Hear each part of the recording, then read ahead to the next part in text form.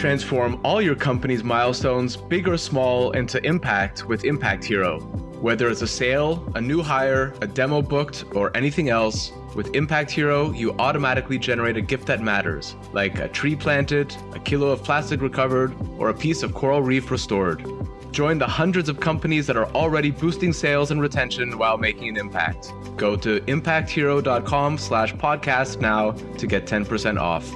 Again, that's impacthero.com/podcast to get 10% off.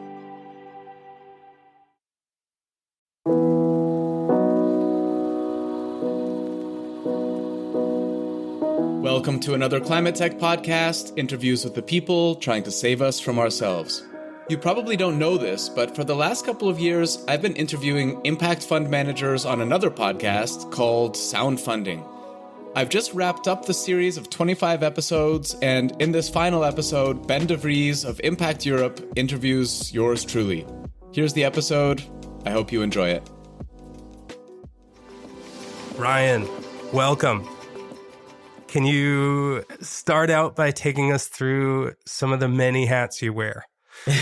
First of all, thanks a lot for having me here. It's fun to be a guest on an EVPA or Impact Europe now podcast. So thanks a lot, and I'm glad to be here. I do wear a number of different hats, and I have kind of over the course of my lifetime. I guess if I had to choose one, even though I'm not doing this right now, I would call myself a founder. When I was a teenager, I founded an e-commerce company that I sold. We had a small exit around, 1999. And then from there, I started a nonprofit, a public foundation in Canada called fittingly Canada Helps. And that's grown substantially. It's, now 4 years old, and has processed over $3 billion for Canadian charities. So in some ways, it's my unicorn, but it's a nonprofit. So oops. And I funded that kind of, at the beginning with some of the money, with all of the money that I made from the exit. And then I did some university, and I started a renewable energy company in the biogas space, which I ran for a number of years. And when we exited that, I moved in 2010 to Berlin, and started working, on my own, and also then with the BMW Foundation, like the car company, working to help European social entrepreneurs, help set up the, nascent European impact investing space as much as I kind of could. And so that kind of got me into my second role, which is helping impact companies and impact investors to match funding, to get more funding, to do kind of everything that we can to use financial markets or entrepreneurship and business to deliver on impact missions. And so that can all fall into a bucket called consultant, I guess, which is what I do a lot of right now, which, I don't think it ever kind of really matches what the work is, but it's, connecting, and it's working on projects, it's kicking things off, and that type of thing. So, so that's the kind of catch-all. I also am an investor, and personally, I focus on really early stage companies that generally are in the alternative proteins or alternative materials space, because for me, it's about removing animals from the supply chain. I'm an animal lover. And so this is, it's ClimateTech as well, of course. But that's for me the focus. I've invested in about 27 companies that fit that bill. And then with, some climate tech funds that I help out with, more broadly kind of climate tech stuff. And then lastly, but probably most importantly for me right now is over these past 2 years is as a volunteer, working to help in Ukraine. At first, it was largely about helping with the refugee crisis, and then after the last sort of year and a half, it's been more and more helping with the military in whatever ways I can, bringing gear to them, buying up SUVs, that type of thing, and it's my little drop in the bucket, I guess, of doing my bit to try to prevent World War III, which I say jokingly, but also I definitely think is if you're an impact, you should be doing something about this developing and problematic situation. Yeah, jokingly but seriously as well. Wow. I mean, I feel like there's so much to get through with all of those hats. But if you had to, and I recognize that each of them would have its own real spark of inspiration behind it. But would you take us through just one thing that inspired you to go in one of those directions? Well, the easiest, aside from the war starting or the full scale invasion starting in Ukraine, which is kind of just like a moment, a day. If I think of my investment thesis for alternative proteins, my impact investment thesis, I can very clearly draw a straight line to the person who opened that world up to me. And that's Bruce Friedrich, who is the founder and president of the Good Food Institute based in Washington. And he's someone who I think just gets it in terms of, he can understand macroeconomics, but also very closely understands human behavior and all these kinds of things. And so it's built this organization that's, spans all continents, and I think is doing some of the most interesting work to support the burgeoning alternative proteins and alternative materials industries. And I had the good fortune of being able to finally interview him on my podcast and to thank him for being that influence on me. And so he's somebody who really understands that to improve human, animal, and ecological welfare, you have to make things cheap, easy, and accessible. And so that's kind of a thesis that aligns with sort of my more practical side, and is something I can get behind. So Bruce would be my number one inspiration for that. Yeah, and I had the good fortune of listening to that episode. In fact, cool. And I think it's an excellent entry point to what you're doing with your podcast. But before we get into the nitty gritty of that, what got you into podcasting just as a format? Yeah, I mean, so it's not, it's not that I said one day I want to be a podcast host. It's more because working in the space for so long, there's so many people doing the most important and interesting work out there, and nobody knows their names and nobody knows their stories. And meanwhile, we have, how many thousands of podcasts that are all about tech founders and stuff like that. And, we celebrate these people because they made $1 billion. And if you stop and ask, what did they actually contribute to the world? Maybe they made you buy more stuff that you don't need, or they improved your efficiency at work by 5% or something like that. I mean, fair enough, but it felt overweighted to really just celebrating like kind of this pure, this pure tech founder kind of thing. And meanwhile, there are like all these great people, so many scientists and activists and academics and founders that are doing important work. And so, so I wanted to tell their stories, and, and in the case of Sound Funding, there are so many people who are funding this kind of work who are just very much in the background unless you're in the space, right? You would never know their names. Whereas a lot of people, could name the big Silicon Valley VCs and stuff like that. And so I wanted to, again, in some kind of tiny little way, correct for that and just expose those stories. So that's why. Yeah. And they do have interesting stories, as your run with Sound Funding bore out, episode by episode. Can you share some things you learned along the way with making Sound Funding? Yeah, I mean, the really cool thing about, so that, I guess that's 2 years ago, 2.5 years ago that we started this. And, the interesting thing is I thought it would be really hard to get guests, and there would be a lot of research and stuff like that. But in fact, especially with things like LinkedIn, you can see, they're people are there in your feed and they're writing really interesting things. And you can, if you write to them and say, do you want to be on this podcast? People almost always say yes. So I think, and I think I've maybe had like 2 or 3 people say no. And it was always because like they had a baby last week or they're too busy. And, it's never no, it's always later. And so, that's really interesting. So that just also if I don't think I've totally taken advantage of this yet, but the access that you can get to people, you can, especially once you've got some track record and the podcast has been around a while,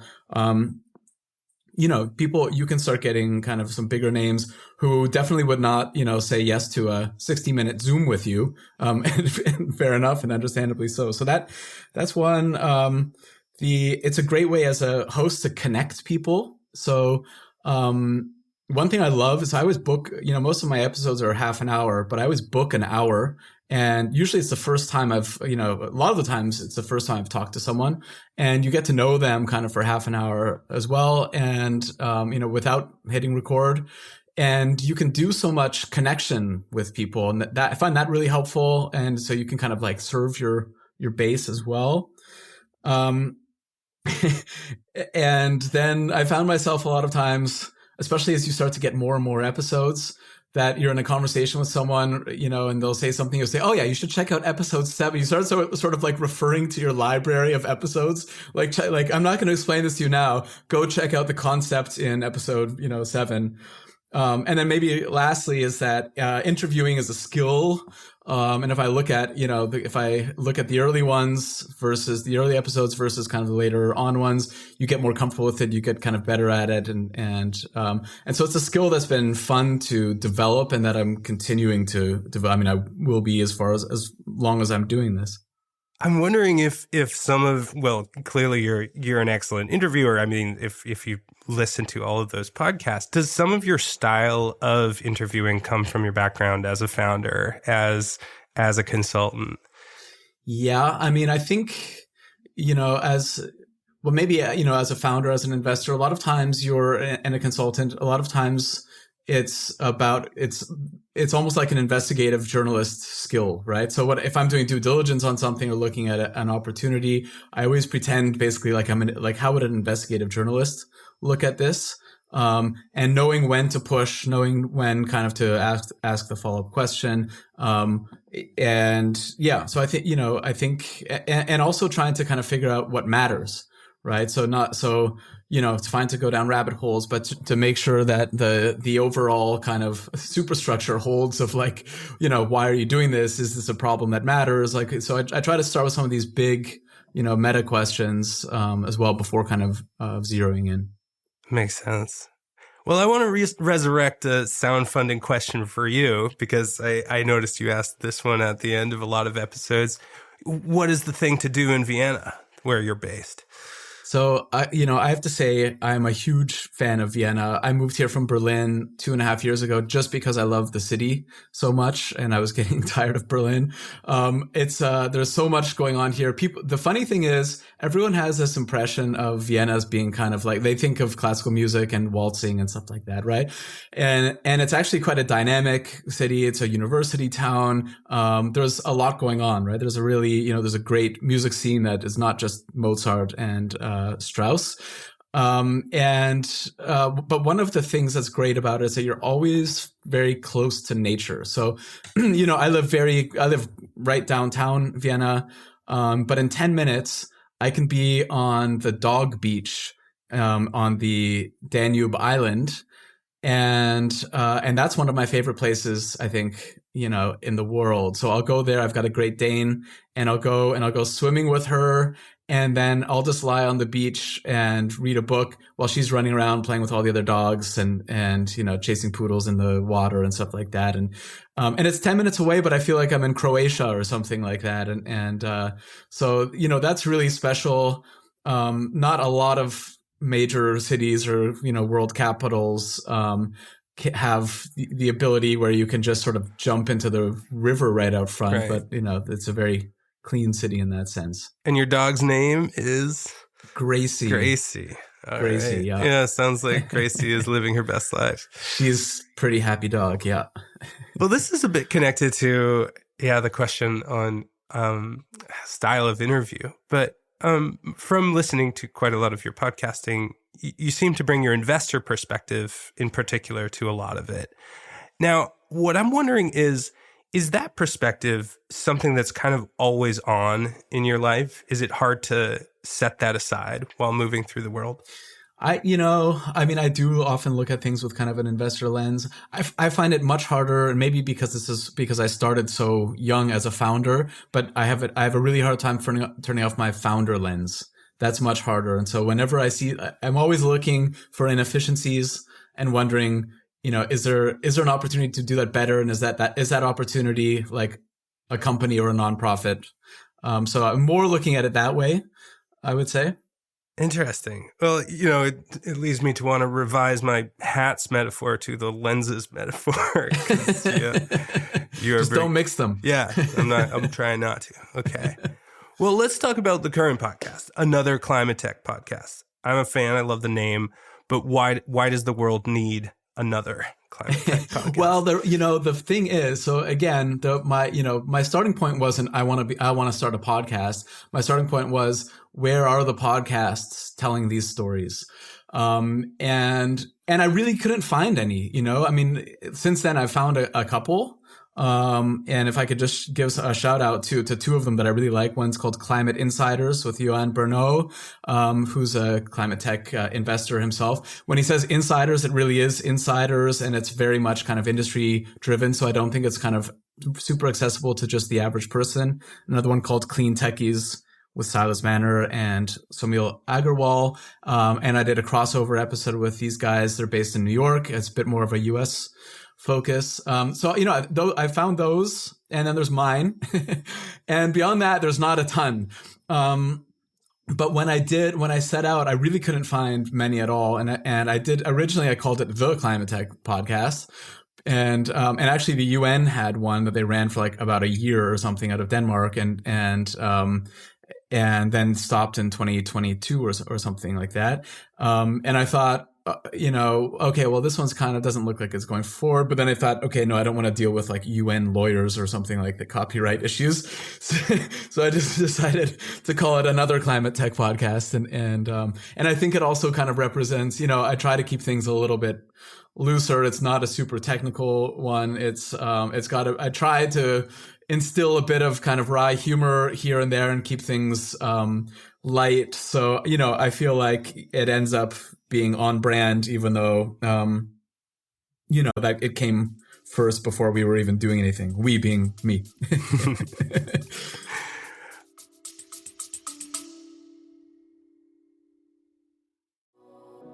I work with a lot of companies who plan to open up shop in or expand across Europe. My one big piece of advice: don't fall into the trap of setting up a new entity right away. Instead, talk to my friends at Paracar, who can help you get up and running without all the costs, not to mention the legal and HR hassle. When I was hiring in different EU countries, I wanted my team to focus on their work, not on the country's bureaucracy. After interviewing a half dozen international expansion firms, I chose Paracar because they were by far the most knowledgeable, and they're great people. Whether you're a large multinational looking to expand abroad, a small business looking for the right talent, or a contractor, they'll sort it out. Book a free, no-obligation consultation right now at paracar.eu/climate. That's PARAKAR.eu/climate.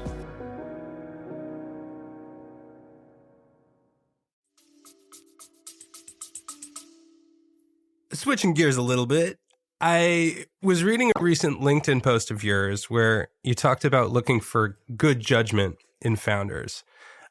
And I love the post, but that quality, judgment, seems so elusive. How do you find it in people? How do you get to that? I think you can find it when you get to know people. My challenge, I wrote this from the perspective as an investor.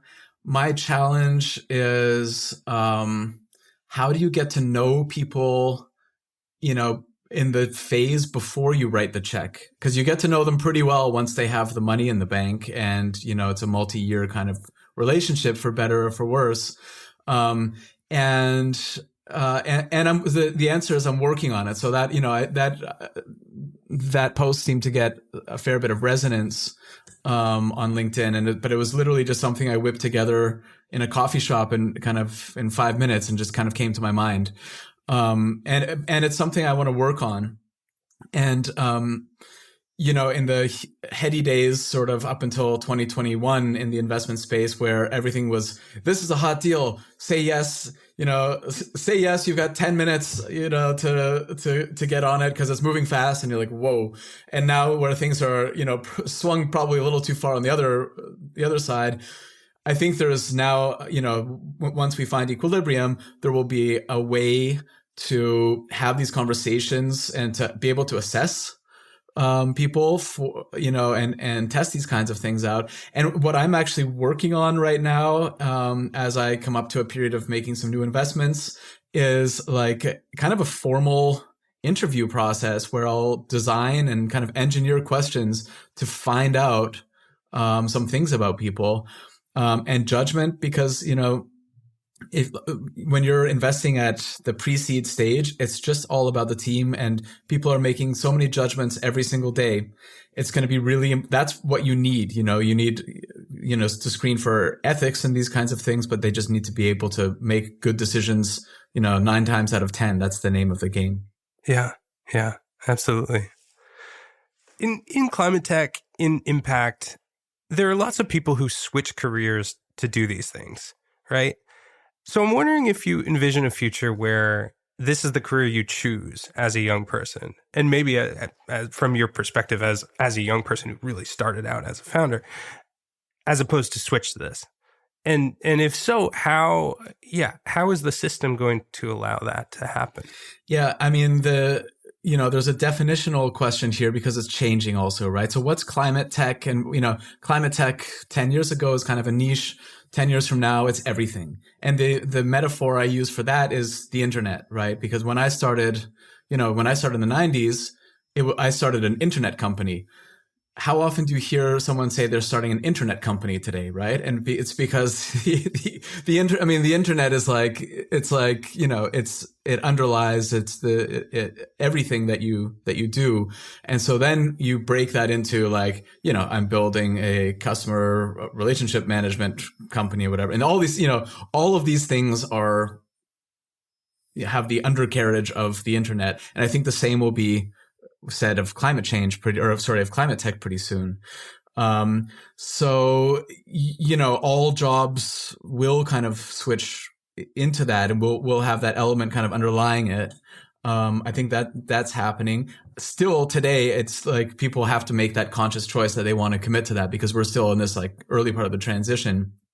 And I get in trouble when I do talks at universities and say, especially at business schools. I have an MBA, and when I talk at business schools, I often say, like, you have a choice right now. You can go work for McKinsey, but know that you're actively making the world a worse place. And I don't, it's one of the great things about being an independent person, is that I can say things like that, because yes, I mean, sure, there are things that are changing at places like that and these big consultancies, but they're also still, their biggest, one of their biggest clients is Saudi Aramco and these types of things. And they're talking out of both sides of their mouth right now. And I think we need to call these kinds of things out and make it clear with young people, which is what I'm trying to do. And people will they look at me like I'm crazy sometimes when I give these talks about climate tech. But this is right. And somebody has to say that. And so like, I try to, speak truth to students. Yeah.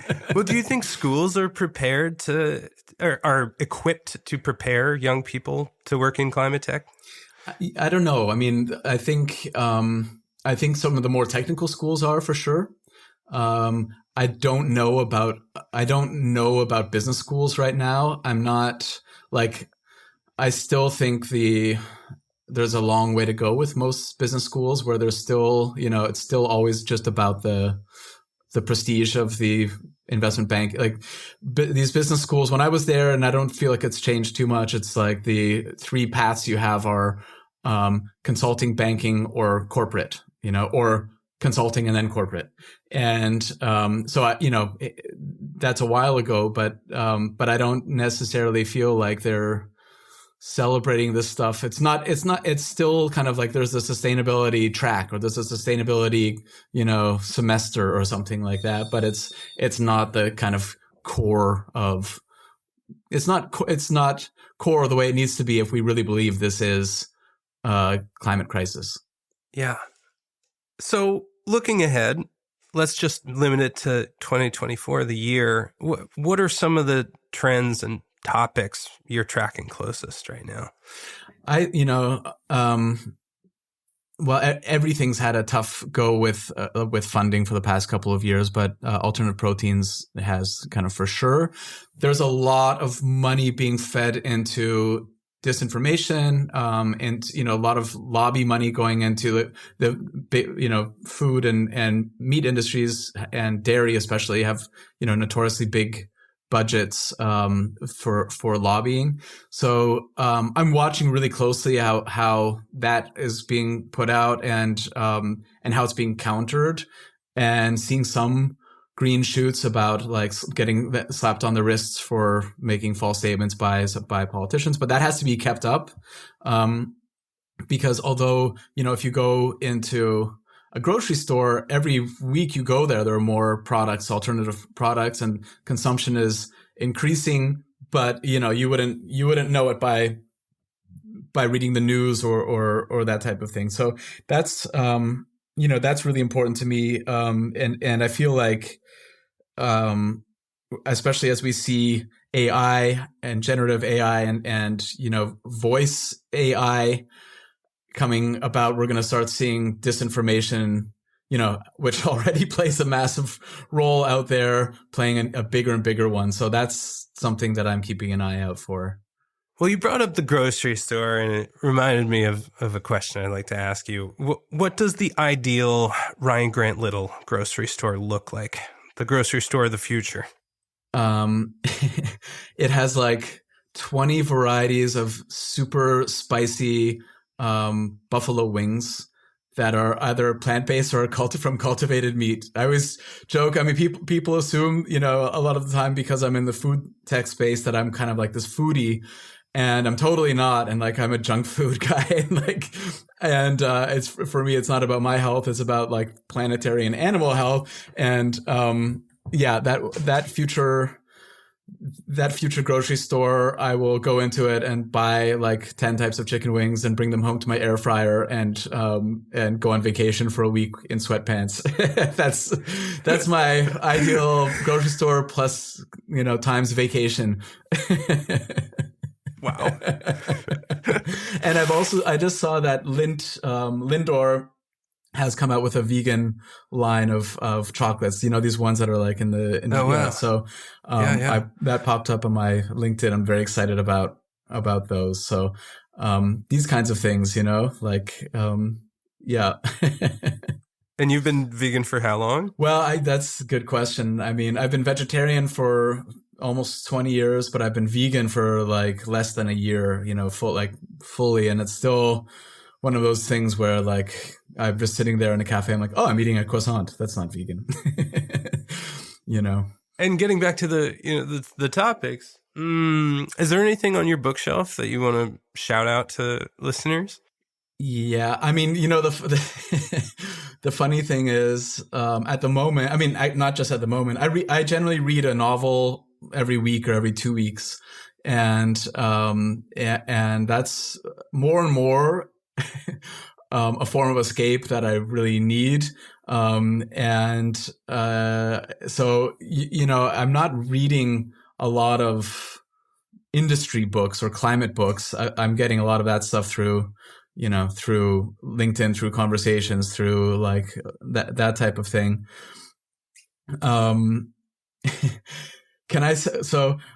I recently, this is going to sound so pretentious, but I recently reread Infinite Jest by David Foster Wallace. which is the one that, like as an undergrad, you're supposed to walk around with just to look cool, and that most people never actually read. And it just reaffirmed that I think it's the best work of fiction that is at least of our lifetimes. And I don't know, have you read it? Yeah. And I would ask you, why do you think it has such a following among tech people in particular? Because whenever I get into conversations with it, it's always with somebody from some permutation of the tech world, and they always love it. To be honest, I didn't know that it had a following in the tech world. I know it has a following kind of in like the New Yorker, coastal liberal elites and stuff like that. So I guess that scans. Well, lastly, Ryan, do you have any advice for me as I go on to host podcasts for Impact Europe? Well, so first of all, let me say thanks. I mean, this is a great way to hand over to you. So this is episode number 25 of Sound Fun. I guess this is a crossover episode, but crossover episode. It'll be on both, right? I'll put it out also on another ClimateTech podcast, so it'll be triple threat crossover episode. But it's episode 25, and so I'm super happy to be handing over the torch to you, and I think your role there as like the chief storyteller is a super important one. So for me, the advice would be, please find ways to keep telling these stories, and also to find the stories, that aren't just kind of, popping up in front of you or so obvious, because some of the people who are doing the most interesting work, aren't the ones with 10,000 followers on LinkedIn and at every conference and stuff like that. So to find those people, the gems out there, I think is really important, to give them a platform and a way to talk about this stuff. And to keep asking why. I think like a la Simon Sinek, that a lot of times the deeper questions and the kind of understanding the implications or the motivations are really important. So not just like, what are you doing? What's the thing? But why? And why does the world need this? And how are you doing it different? And kind of these secondary questions. And then the last thing I'd say is just to be of service. So I really tried to be of service to both my audience and to the guests. And that meant a lot of times connecting people, and, people have been hired because of the podcast. People have raised money, funds have raised money because of it. All kinds of great things have happened, connections made. And so, I would continue to think of that as a kind of tradition of service with the podcast, which is, I think, that was my motivation to start it in the first place. Wow. Ryan, all of that advice truly, truly resonates. If I had to pick one piece of it, it's the why question. I really do love asking people why, just on a human level. I just feel like I need to know. So listeners can't see this, but I am raising my coffee cup and cheers to you. Cheers to why, to asking why. And if I may make one correction, I have been very flattered that you have called me the chief storyteller, but I am not the chief of anything. I am but a humble storyteller. And if I had my druthers, I would keep my job title to just storyteller. Vice storyteller. Vice story, yeah. Yeah, maybe someday, Ryan, maybe someday. Thanks again for joining. Ben, it's been such a pleasure. Thank you so much. Thanks for listening to another ClimateTech podcast. It would mean a lot if you would subscribe, rate, and share this podcast. Get in touch anytime with tips and guest recommendations at hello@climatetechpod.com. Find me, Ryan Grant Little, on LinkedIn. I'll be back with another episode next week. Bye for now.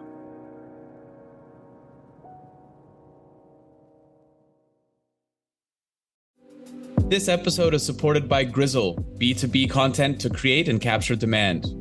I first met Grizzle's founder, Tom Watley, 5 years ago at a conference in Dublin. I was so impressed that I signed a deal with him to do all my software company's content that same evening at the pub. Remember that, Tom? Kinda. And they're still doing it 2 years after we sold the company because the new owners love Grizzle as much as I do. If you sell B2B, book 30 minutes in Tom's calendar at grizzle.io/climate. That's GRIZZLE.io/climate.